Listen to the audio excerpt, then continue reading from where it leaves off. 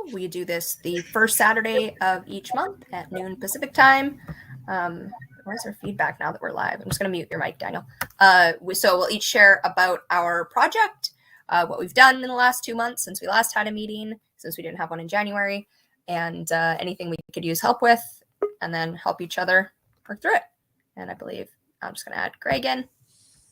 Hello, Greg. I don't know if you heard it with the live part, but if we're going to each take a turn explaining what our project is, and we actually probably will explain what our project is, seeing as you don't know what our projects are, even if we know what each other's projects are. You don't have to have a project to participate, but and then what we could use help with.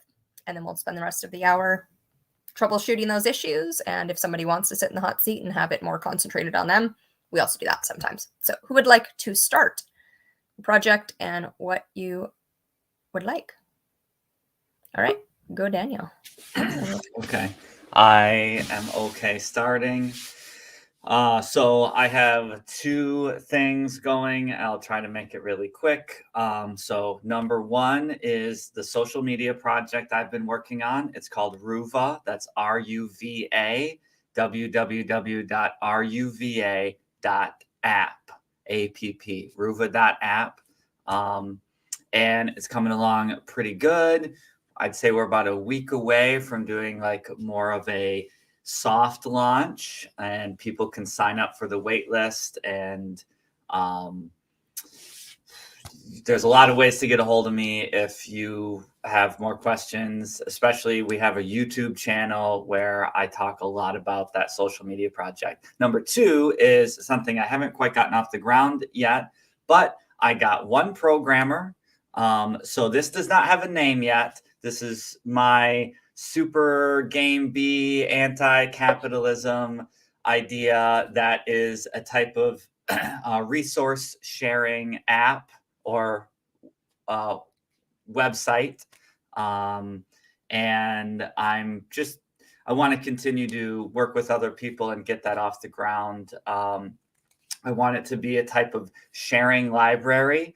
And I guess to make it quick, there are other sharing types of apps that I've seen out there, but in my personal opinion, each one of them is missing 1 or 2 key features that I just haven't seen. I've even tried to contact owners of those apps to say, like, hey, can we just get this one feature in? Then, like, I really see this would be usable. Just haven't seen that. And I haven't, heard back from these people or whatever. And a type of resource sharing tool, I think would cause us to not have to buy as much stuff.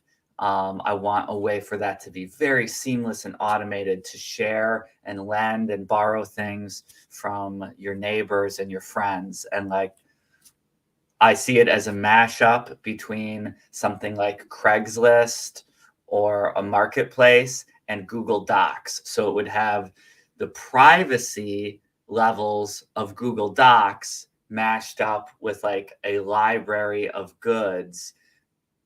And I'll just end by saying this. One of them that I've seen out there, it lets you make this library of your things, but it's totally open for everybody. It's like everybody in a 50 square mile radius can like see all the things you've put up there. And okay, cool, great idea. But guess what? Like, I think your average person doesn't, want to let everyone in the whole city know like the stuff that they have. And so we need tiers of privacy for this to work. Utopian world, share everything, whatever. We need to work, we need to work with human nature and realize like people do need a level of privacy just to get the ball rolling. So I don't have a name for that yet. I'm looking for this project might be more like open source or something. I have the idea. I want more ideas. And I have one programmer who said, they're ready to have conversations. Definitely looking for more programmers or anyone who wants to, help with the management, whatever. We're going to get this off the ground. And obviously, if someone has seen what I'm talking about, I've looked far and wide. if I haven't seen it, or you know someone who like already has something started, try to get a hold of me. I'm pretty easy to find. So that's that. All right, Adriel, do you want to go next? Or do you want me to go? Sure. Sorry, I just want to call out the person that's waiting in the lobby. If you want to, I'm not sure if you're meant to be waiting there with no camera, but if you're just here to view, you can view that, I think, either on YouTube or on Facebook. Otherwise, if you turn on your camera, we can add you to the call. Or I guess use a chat or something. Oh, and they left, so I think they're there to view it. Perfect. Yeah, sure, I can go next. So I'm Adriel Briscoe. My projects started out with WikiLection, which if you've watched this before was previously what was talked about. That's now a part of a larger project called Converati, which is a platform that's meant to fight misinformation.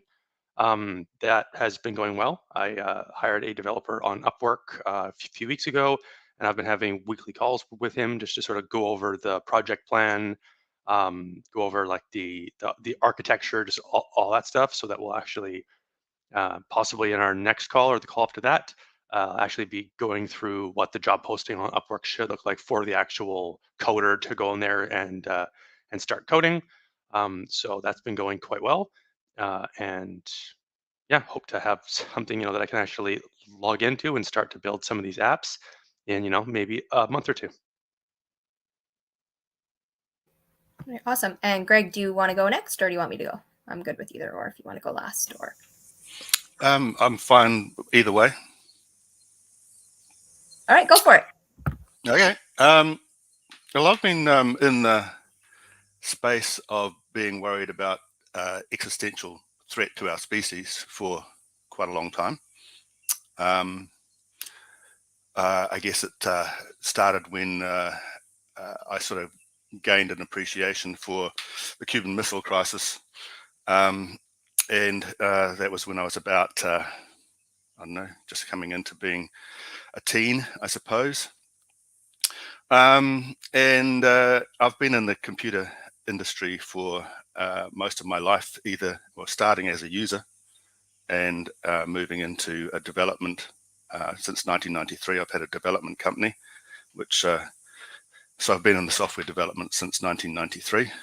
So it's been around for quite a long time.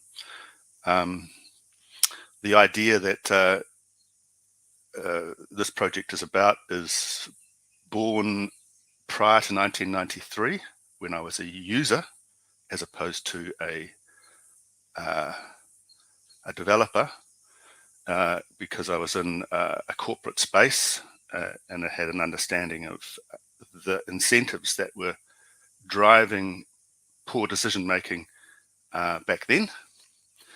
And I wrote down a few lines of an idea back about in the early 80s about how I thought things should change and how a system could be changed to cause the corporate community to make better decisions with respect to the threats that we're facing as a species. So I have called this project Kahatika. I come from New Zealand. I'm not a Maori, but the indigenous people of New Zealand are Maori, and this is part of their language. Kaha means powerful, power. Tika means correct or good. The two together basically means good power. So the premise is simply that where the rubber hits the road, so to speak, where things actually get done, like it or not, at the moment, it's mostly done at a corporate level with corporate incentives, which in our Western world is a capitalist incentive-based system where the only legal requirement for governance is responsibility to shareholder return. This one fact in itself is fairly fundamental to the point that we driving ourselves off a cliff. We get a lot of chatter about stakeholder capitalism. It's got some sort of oomph behind it, but it's not really going anywhere fast enough for it to move us away from the various existential threats that are coming down the pike at us. When I was thinking about it, we basically had out and out nuclear warfare that could potentially remove our species and many others off the planet. Through my lifetime, we've added a number of others. More recently, AI, nanotechnology, CRISPR technology, and how that can lead to bioterrorism, etc., etc. We all are probably very aware that this pandemic is possibly not our last. This pandemic has probably given a number of players the idea of how can you shake up the world. And whilst this one might not have been intentional, the next one may not necessarily be unintentional. So we are obviously in need of a change, and the technology that I've got called Kahatika is designed to induce some change in the corporate sector. And I guess with the understanding that that's not ever going to be enough. So whatever technology I'm building is going to be a transitional technology, and effectively in the liminal space of unknown, pointing us in some other direction of which we don't know the final outcome. And we will never know the final outcome. I don't expect to be alive to see the extension of my species. I'm not quite that pessimistic, but that the effort to extend our species into a much longer time period is, I guess, the context is that I'm an atheist, probably what you regard as a fairly hard atheist, and so for people looking for purpose and meaning in life who think somewhat like I do, I have the purpose that the continuation of my species is probably something that I should be concerned about, not in the sense of having as many children as I possibly can, because now we're in the Anthropocene. That sort of... Sorry to interrupt you, Greg, but you seem to be like the Game B thing is we definitely want to deal with all of the world issues, but what we're doing right here is the roundtable for the project. So it's the elevator for your project, not... Okay. It would take much longer than an hour to talk about everything that's wrong with the world. So underlying it all is, of course, that people's minds must change. So how do you do that within the corporate sector?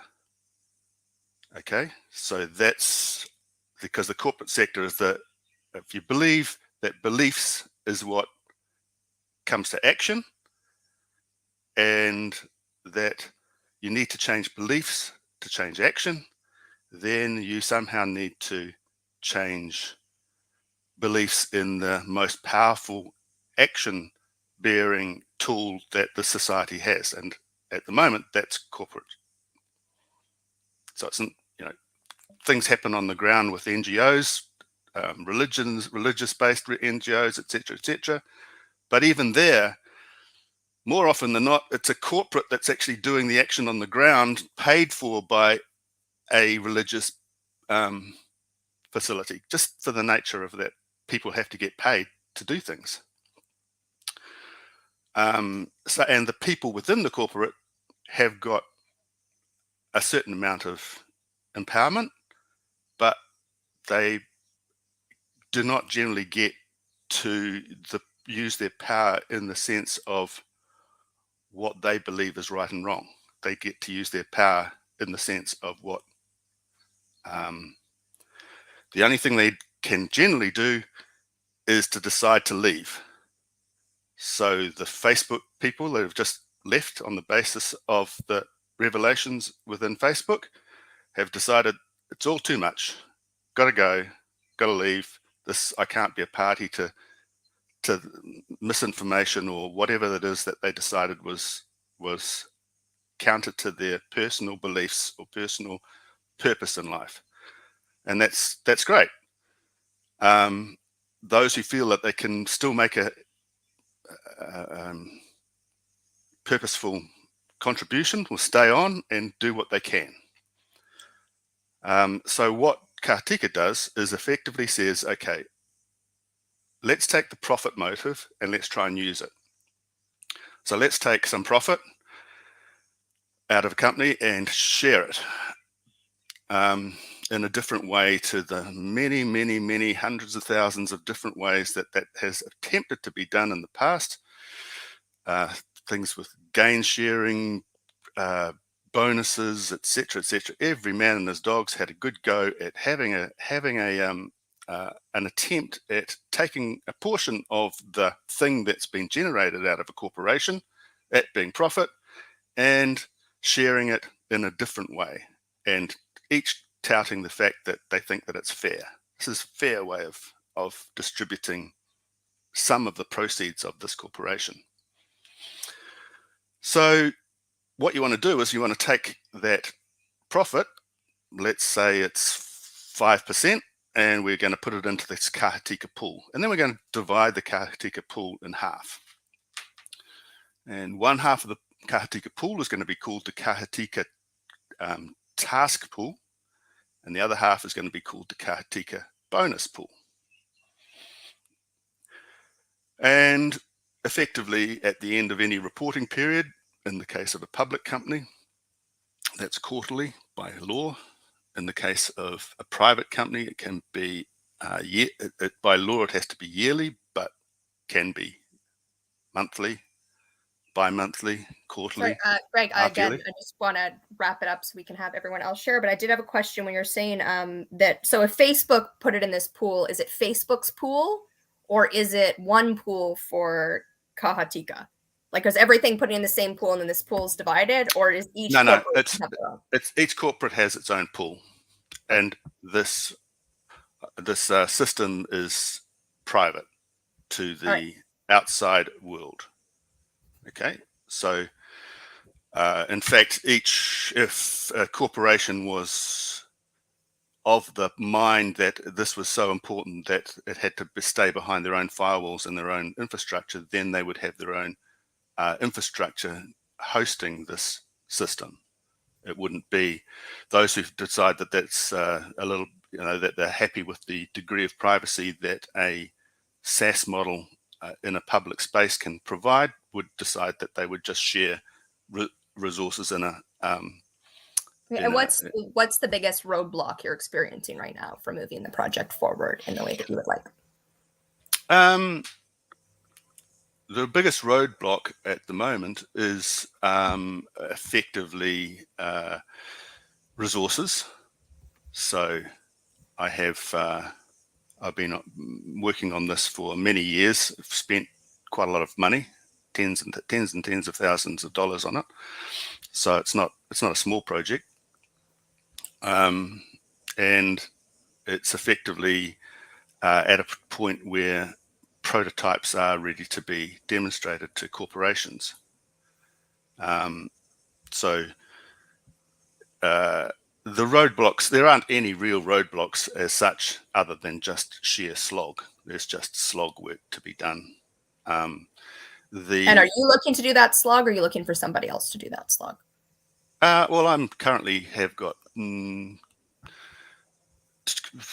or 3 people working on it, plus various people off Upwork at various times as I need them. And I have consultants that are coming in and doing things like audits and stuff like that come in and audit it. But yeah, I need additional help with it. So things like, at the moment, I've got some fairly intermediate front end workers, and I need more senior front end workers.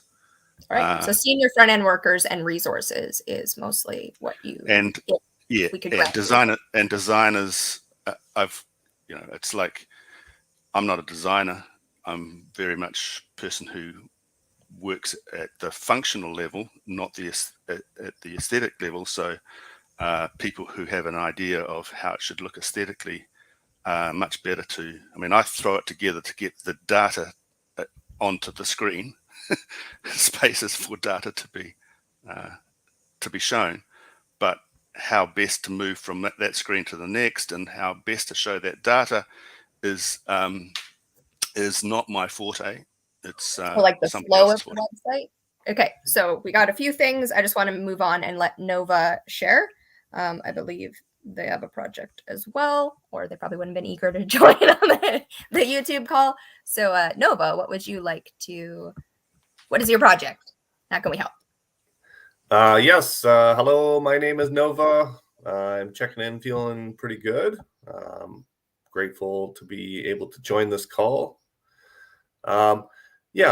Myself, I'm working on a communications technology that will allow 1 million people or more to discuss something live and also organize together. I feel that this is a huge missing piece in our technological culture today. At any given time, there's 1 billion people or more on the internet, yet our communications technologies are still very limited and primitive.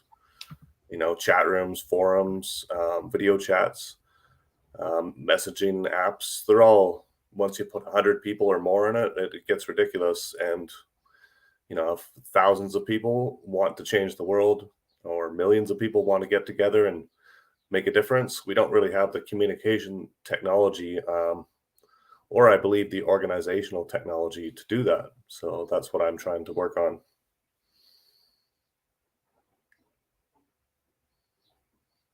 All right, awesome. I'd love to know a little bit more about how that works. But right now, what is the biggest thing stopping you from moving forward? What's your biggest roadblock at the moment?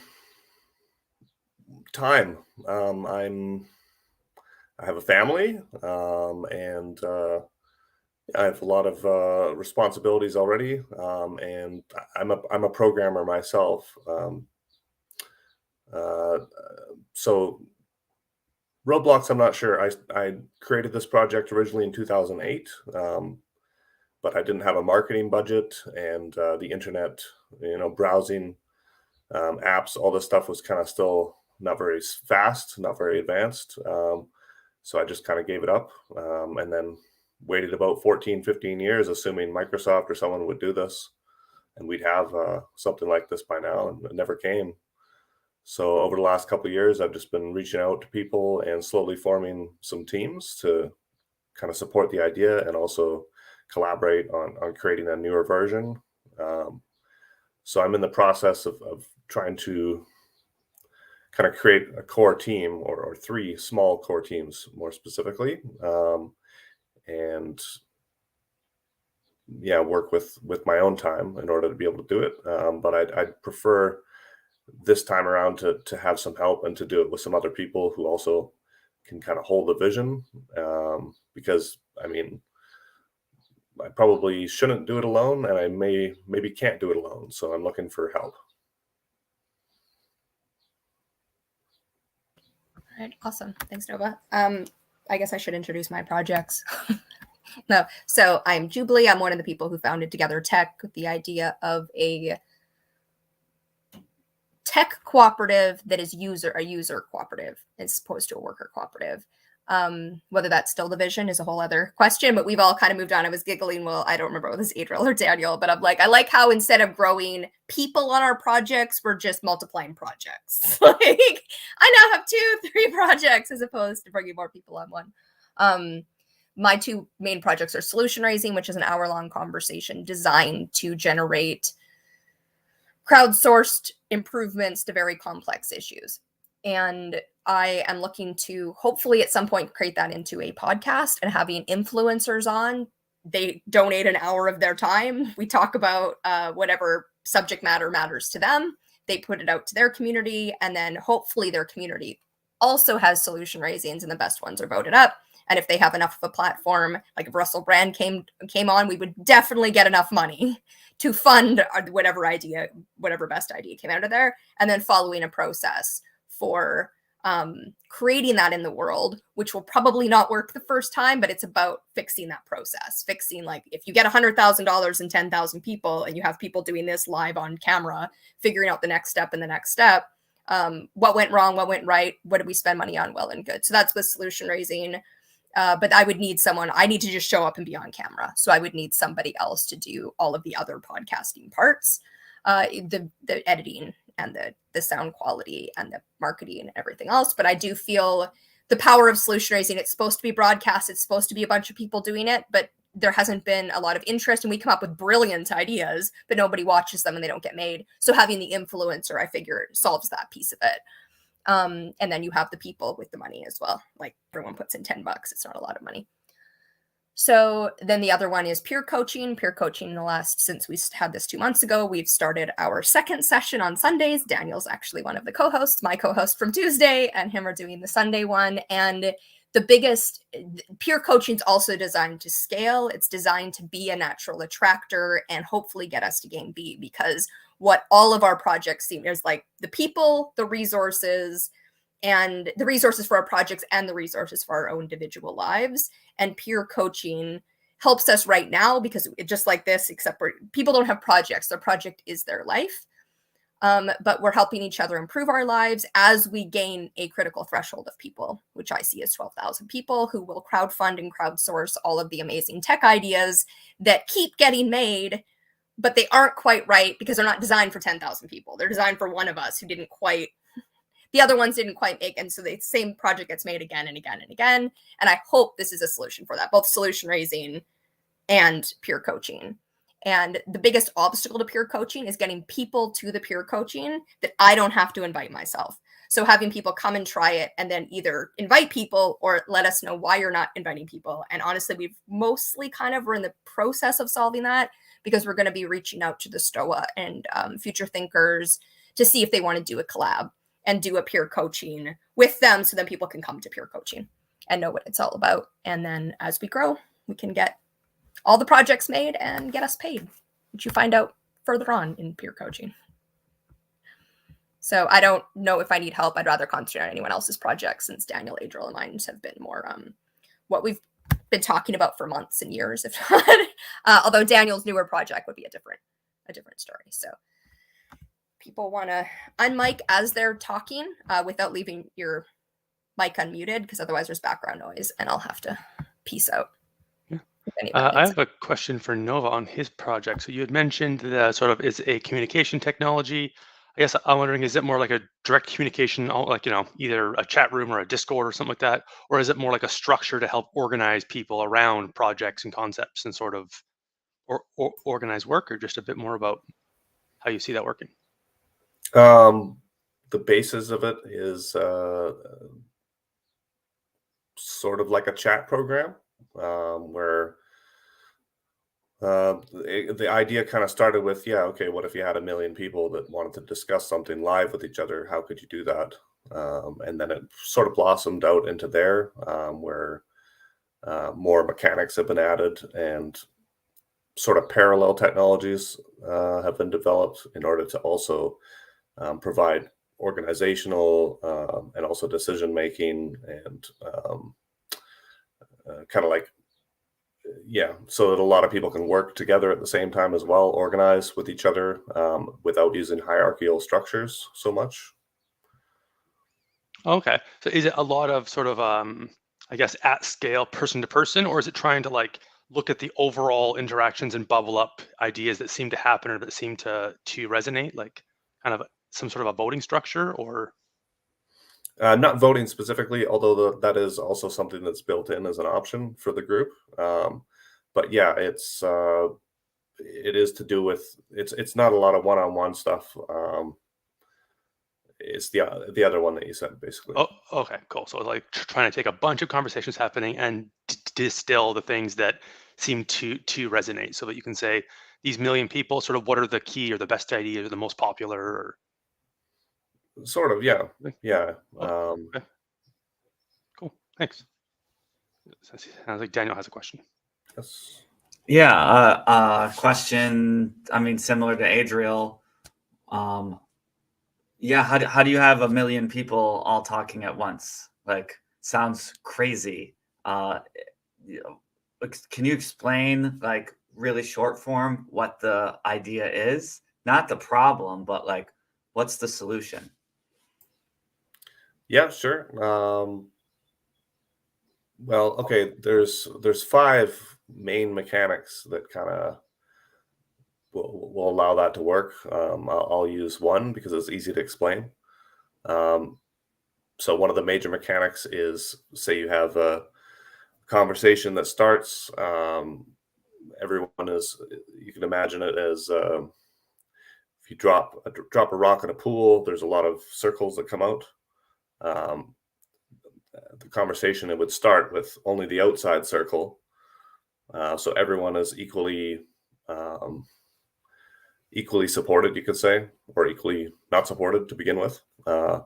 And once people start beginning to speak, other people see those messages. You don't, if there are 1 million people are talking at the same time, you don't see 1 million messages coming through. Instead, you'll see, to begin with, mostly a random set of messages, to the point where you wanted to see this many messages a minute, so it's not ridiculous for you. You can set that yourself, the speed. And then once you see these messages, this mechanic allows you to support them. If you support, and everyone has a limited amount of supports that regenerate, so you can't just support everything. But using this one mechanic, you can support someone's thought or someone's post. And if enough other people who also saw the thought also support it, that person gets some points. Each of those people that supported get a few points, and that person moves up, or kind of moves into the middle more of these circles. And through a lot of this, you end up with people that are being supported more by the other people. Perhaps they have better information, or they're just speaking their mind more clearly, or they're asking questions that other people want to hear the answers to, etc. This is to do with crowd mechanics, so it's depending on the group. The reasons for supporting people may be different, but essentially the people that are saying the things that people want to support more and more end up moving closer and closer to the center of the circle, where they end up as well hearing messages from people that are also being more supported. So as you gain points in the circle, you're going to not so much receive random messages. You're going to start to receive more messages from people that have also gained support from the conversation. So after a little while of this, you end up with enough people being supported to reach that center of the circle, in which case other mechanics start to engage as well. But this is one of the 5 main mechanics that allows it to happen. Okay, so it sounds a bit like a chat room meets Reddit, where it's like there's a lot of live communication going back and forth, and then people can upvote and say, "Oh, I like that idea," and if enough people do, then those are the ideas that bubble up to the top. Yeah, that's one part of it. I mean, Okay, cool. Mostly what I've done is I've just looked at Reddit and other popular things and said, well, these are great, great mechanics, but put 1 million people in there, it just breaks. So how could this be And I combined think to work? I'm guessing that it seems sort of purpose driven, whereas things on Reddit, like something can just be funny and it gets raised to the top, and whereas you're like, not really the purpose of this conversation, but the idea of that sort of upvote, downvote, and you can get a bunch of people all sort of saying what they think is actually helpful to the conversation or useful information. Yeah, I guess real quick, the case study, or one of the major case studies I use is, okay, there's a comet or a meteorite going to hit the Earth in a few months. We have to figure out what to do in reality to really stop it. I think our species and our culture, our society is not set up to really solve that type of problem yet. There'd be, countries sending missiles at it without asking anyone else, and scientists claiming this and claiming that. And I think it'd just be a lot of arguing. If anyone's seen that movie, Don't Look Up, it's a fairly good example of a little bit a little bit silly, but I think it's a reasonable example of what could have happened. And yeah, I think using this technology in a whole for specific problems, specific decisions, specific conversations is where it really would shine. Okay, so I like that explanation, and I've been studying a little bit of promotion and advertising. So one thing we can do is we can say, like if I had a new idea, I might want to compare it to something like this is the Uber of food, or this is the Airbnb of camping. Okay, and so I want to say your idea is like the American Idol of conversations. Okay, so you have these different rounds. So in American Idol, you have a bunch of people come to sing in the first round, right? And they're trying to make it to the second round. And people vote. And then you go to the second round, third round, fourth round, and the best singers make it to the next round. And I know your idea is more complicated than that, but American Idol or these, I don't know, is there European Idol, whatever. So the American Idol of conversations sounds a little bit of what I heard. I have a question about how your platform works, Nova, for like if I'm giving my opinion, let's say on Whoopi Goldberg being canceled recently, and that's what we're talking about this week or that day, or whether there are multiple conversations going on, or whether the million are choosing which conversation to have, but that's how am I contributing to that conversation? Am I putting out a video? Am I putting out a voice clip? Am I putting out words? Or any of the above?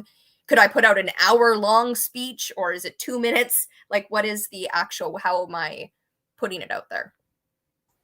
Yeah. So in order to roll this out as something that can pay for itself, there's a few different options.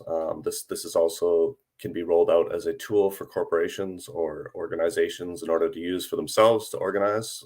Their 30,000 employees across the world want to have a meeting about something to figure out this product design or something. This can be used for that tool, as well as the platform itself will be a kind of a one-stop for the world, similar to many of the websites like Reddit or Facebook or something. There's one large one, but they have tools out there perhaps. That one is the plan is to have a few different types of conversations available to the greater public. One of them uses all the thoughts or posts, are anonymous for one. So that's in order to eliminate people supporting other people because they like their name or they like their emojis or whatever else. A lot of that has been kind of stripped away. And in general, these are text messages. They're limited to a certain amount of characters that can be changed by the administration of the particular conversation platform. If this is a corporation or organization, they can kind of customize it a bit. But yeah, generally it would be mostly text. People could perhaps send links, perhaps pictures, perhaps upload documents in some of these cases. But generally, that part of the mechanic is just text and no links, no emojis, no usernames in some cases as well, and stuff like that is eliminated. All right, I'm in. What's the website? So I haven't launched it yet. So I'm not going to disclose that, but I do own the website's domain names. Right now, I just want to get a team together to build this in the back end so that when it's ready to launch, it's ready. How should people get a hold of you? So if you're from Game B and you're in the Game B website, I posted a link to a Discord server I've created in order to intake people who might be interested. I could pop a link somewhere, possibly here. I don't know if I can do that. Yeah, I would suggest that people get involved in groups such as Game B and find me through the mycelium network of people that want to change the world.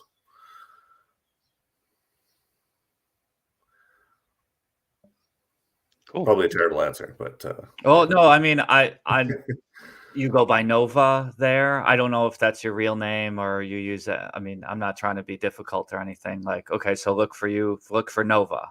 Is that correct? Yep. Okay. Yep. Look for me. Yeah, I call it the internet enigma if you're searching for words. Yeah, yeah, I will be searching for words. Like, I don't assume I'll just like stumble into like, how do I find you? Okay. Look for Nova and look for Internet Enigma. Okay. Yeah.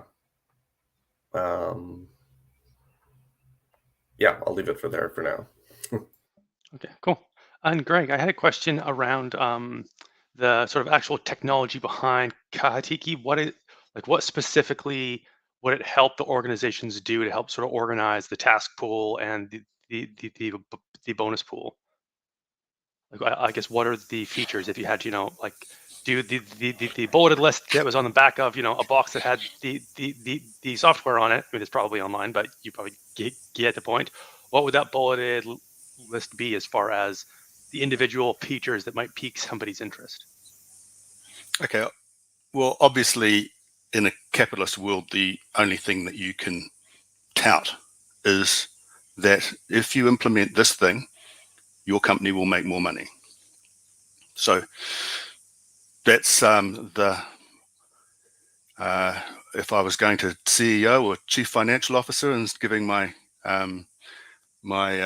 elevator pitch, I say, well, I believe you'll make this extra money, and it's going to cost you this amount of money, and it's going to take this amount of time to implement. So therefore, you'll be seeing a return on your investment in 6 Okay, months, yeah, but what would whatever. they be implementing? Like, how does it actually make the money? I'm guessing it makes the money through sort of like public will and PR, or No, I guess public no. goodwill, or It just makes the engagement in corporates. Average engagement of an employee is around about somewhere between 25 and 30%. That means that 70% of your employees are coming to work to eat their lunch, right? So engagement employees, if people do studies on it, they say if you get a better engagement, you get better profit. So if I could make a 5% difference in engagement through this mechanism, then there's going to be more profit. So it's, I see. So it improves employee engagement and assumably retention, which is good during the whole great resignation thing. yeah. Okay. I see. I guess I can see there being an absolute advantage to employee retention, but what does the tech do to help organize that? Like, if you have the concept of we're going to take, let's say, 5% of the profit and put in this pool, how does it help organize that? Like, as a counterpoint, I'm not sure if they're still doing this, but years ago, Salesforce had their 3% model, where 1% of the profit was supposed to go towards, some cause.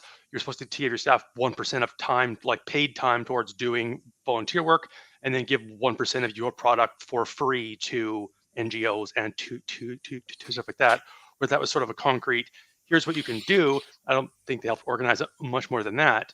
But like, what would the tech do besides just saying, hey, you should put 5% of your profit towards this idea? How does it help organize that?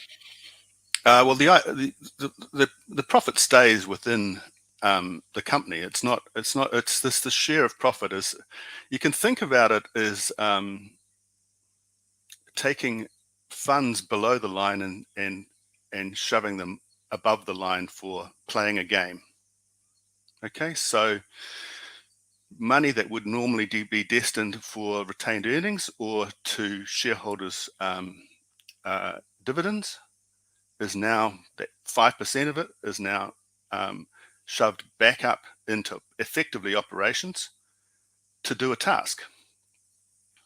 Okay, so now this has a whole bunch of tax ramifications, which is interesting, especially in the US context, where I believe that this would actually have the most effectiveness, is to be in the US market rather than the New Zealand market. It's only targeted for companies that are 100 employees or more. New Zealand only has 1,600 of those things. We're only a small country. We have most of our businesses SMEs, under 100 people.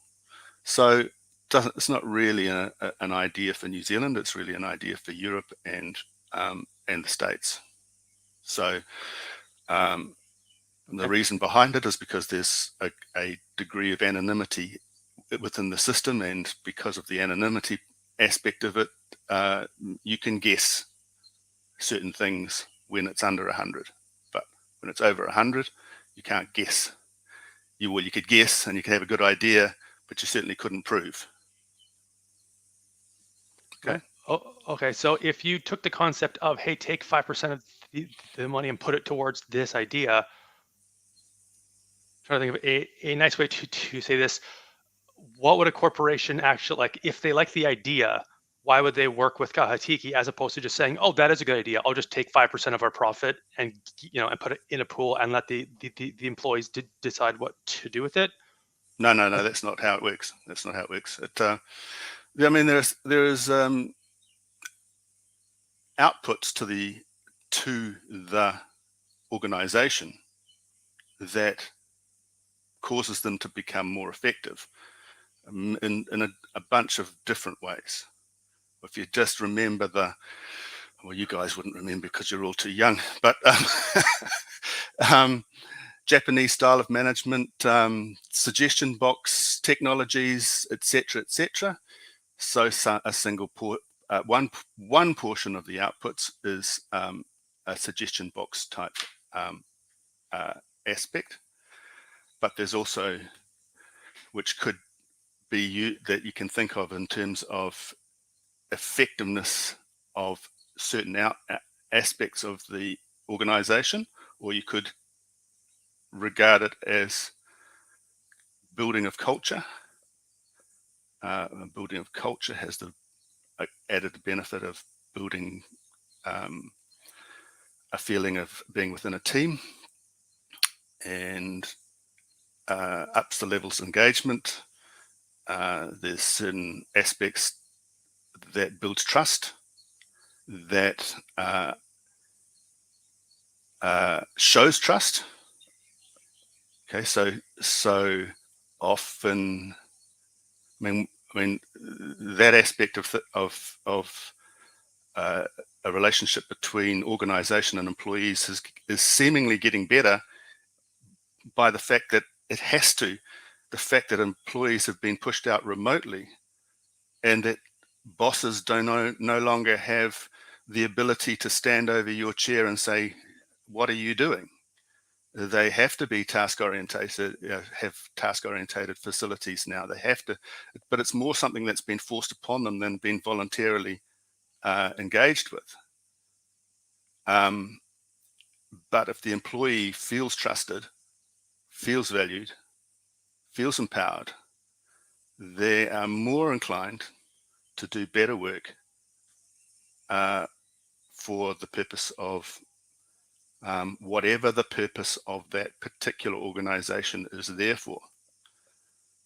So every company that's bigger than 100 has had some team of marketing experts go shuka in a boardroom somewhere and have defined a purpose for their company, and have, either through focus groups or whatever, have also defined a bunch of values associated with what underpins that purpose.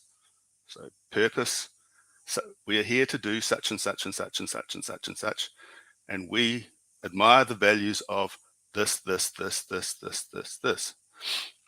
And if you go to virtually, I don't know how many of you guys have been in corporate before, but thinking back to any of your corporate gigs,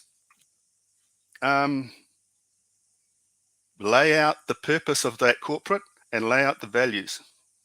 To me now, if you can remember them, that's great. You might be a certain type of employee, but most employees won't even know where to start. And yet, that's what the purpose of the corporate's there for. And in fact, that's what that I don't know if you ever saw that movie called, it's a Canadian movie called Corporation, which is basically a documentary that goes back into the history of how the legislation that built corporations was built up and how it was altered over the years to get to where we are now. Well, if you go back to the fundamental reason as to why corporations were even allowed by society, because they're something that society allows, not something that is to be imposed upon society.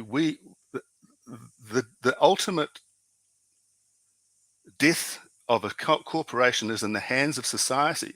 You can deregister whatever you like using the legal mechanisms that's within society. So they're there to serve us, not we're there to feed them. So looking at their purpose and looking at their values, and be constantly reminded of their purpose and being constantly reminded of their values, and to be able to make decisions based on whether or not your individual purpose in life and your individual values in life are aligned sufficiently with that corporation to stay engaged with that corporation, is something that every employee should be thinking of every day of their lives. Again, as I am a person who believes I only have one life, I only have a certain amount of time, that is something that I believe every employee should be doing every day of their life. Is this good use of my time, given my purpose and given my values? Do I align with what this business is doing and why they're doing it? And if they were reminded of that on a very regular basis through the form of a game where they get paid to participate in that game, then that would have the result in either, it's sort of an iterative process. You can criticize the purpose and the values of the organization, and you can see what the result is. If nothing changes, then you may be tempted to try again or to get out. Too many people get out, your organization has to do an analysis of why are people getting out. That's why you have things like exit interviews. Every corporation over 100 people generally has that sort of thing, an exit interview, as to why did you get out? If you say, well, I got out because I was constantly annoyed by the fact that this was happening in our organization, and yet our purpose is this. And I didn't see any, I couldn't be part of We're getting down to the last 10 minutes. I wanted to give Bentley, I'm guessing if Bentley popped on, he had something he wanted to ask or share. My guess is about another project that isn't his. He's the other third person in Together Tech for the people who don't know. Yes, Bentley, what did you want to? I meant to pop in on time, but I failed. But I'm glad that Nova and Greg are in here sharing their things. I actually wasn't prepared, but next time I'm going to talk about how, and it is my project. So for Goaliebot, I'm going to probably do a debate competition. And it's going to be $500 in prizes, or a prize, because it'll be two people or two teams. So I'm going to have more information about that next month. I didn't have a chance to write it all up, although I can answer questions because I have it kind of in my mind. But yeah, it's going to be a slow debate. So you'll take one, you'll supply one piece of evidence at least one a day, and then you have to take turns, so you have to wait the other one. So it works a lot like some casual games do and stuff like that. So it's not going to be a verbal debate, and it's not persuasion, it's evidence based. So it should be interesting.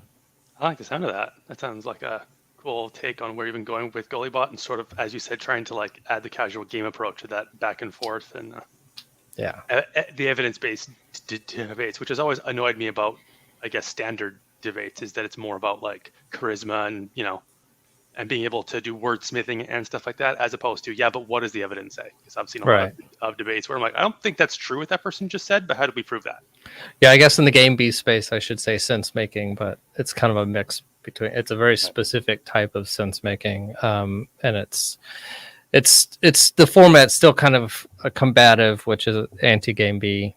But but it's more in fun than it is actual competition. So, Right. yeah.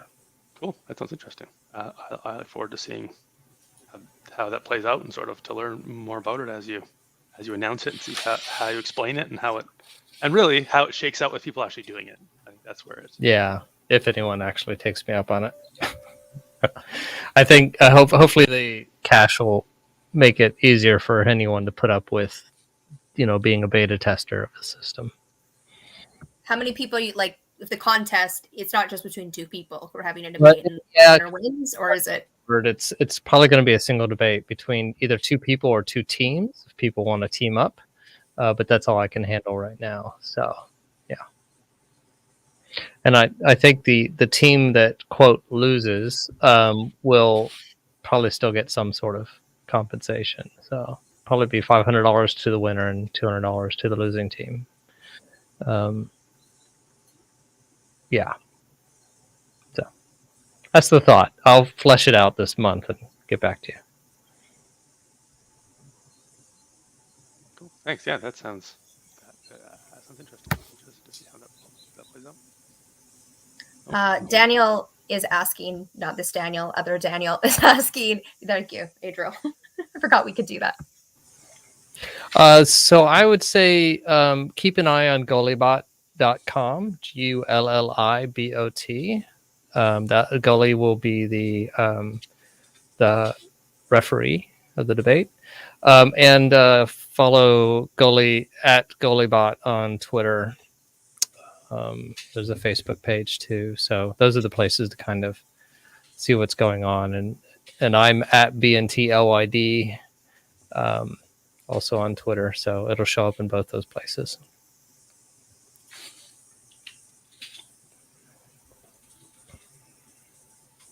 Thanks for asking.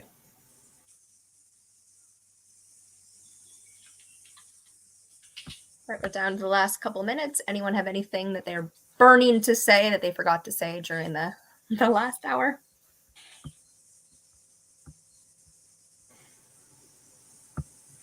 I just thought of this. If anyone kind of heard that and goes like, oh, that's something I'd really like to participate in, then reach out to me and maybe you can help me write the rules. So feel free to reach out to me early, but I'll have something else soon. Nothing else. I'll just say, yeah, if anybody wants to get started on or interested in like a sharing library type of project, also, yeah, reach out to me. I'm pretty easy to find. Look for Daniel Kastner or Dan Kastner. We haven't started building anything yet, but this is kind of the next big project that I want to do to try to solve resource problems, physical resources. Isn't the ShareBay creator in Game B, or am I not? So I've talked to Colin. I mean, I think he can speak for himself. I think he doesn't have a lot of extra time, but it's, from my perspective, it's like a lot of other apps that kind of have a lot there, but they're missing one piece. And I said, look, Colin, I mean, I said this to him on some forums and stuff. It's not a secret. I said, you have an awesome start, but we need privacy levels. We need I need to be able to share something extremely expensive with just my 2 or 3 close friends. I don't need to know I don't need everybody in a 50 square mile radius to know that I have such and such expensive piece of equipment. Now, his thing is when you put something on there, it's shared with the entire world. Okay. I see that as a problem. Now he sees it as privacy levels as a problem, because then you're not really building this utopian world-based system.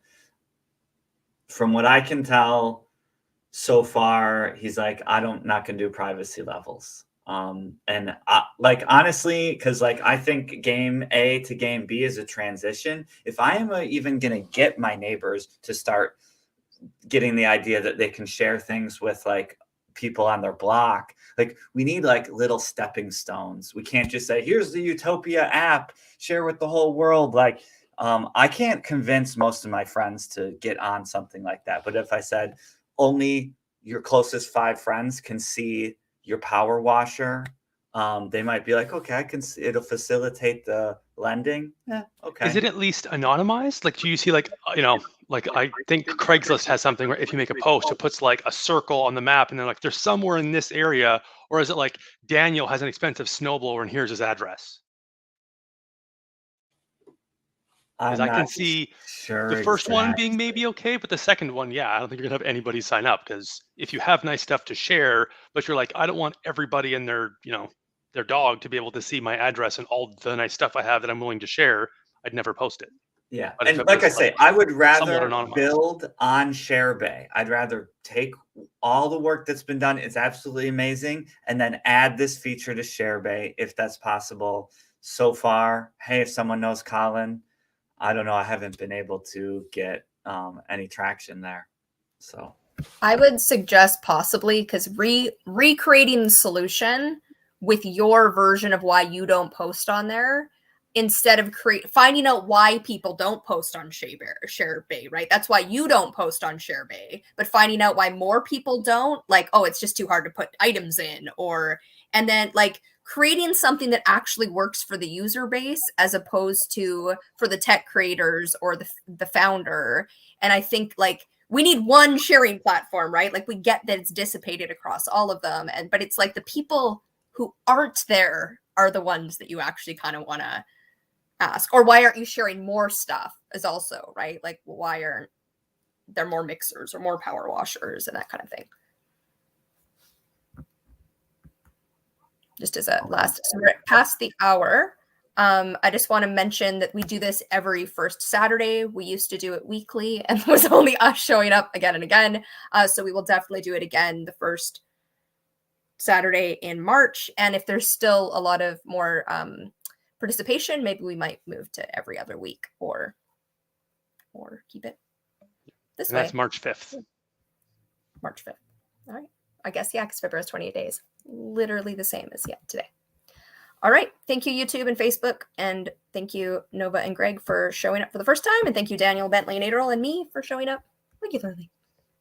Yeah. And Greg, if you want to stick around for a bit after, I have a couple more questions about it. We don't need to go over time for the actual recording. Yeah, that's